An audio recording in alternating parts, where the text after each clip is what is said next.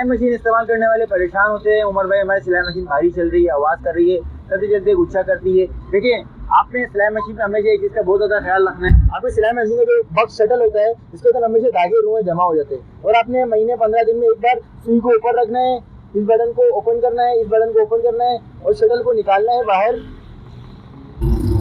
और इसके बाद आपने रिंग को निकाल कर और इसकी जो है किसी भी कपड़े की मदद से आपने इसकी भरपूर क्लीनिंग कर देनी है, ताकि इसके अंदर जो रुआ हो, जो भी धागा वगैरह फंसा हुआ हो, धागे के रुए हो, धागा हो, तो मशीन जो है वो आपको उसकी क्लीनिंग कर देगा। अगर मशीन के अंदर एक बाल भी बच जाएगा ना, बाल भी, तो भी मशीन आपकी आवाज़ करना शुरू कर देगी, धागा भी तोड़ेगी, टाप भी करेगी और मशीन जो है वो भारी भी चलेगी। इसके बाद आपने शटल को दोबारा से लगा देना है, नीडल को ऊपर रखकर, और चला के चेक करना है कि आया आपकी मशीन सही चल रही है नहीं चल रही।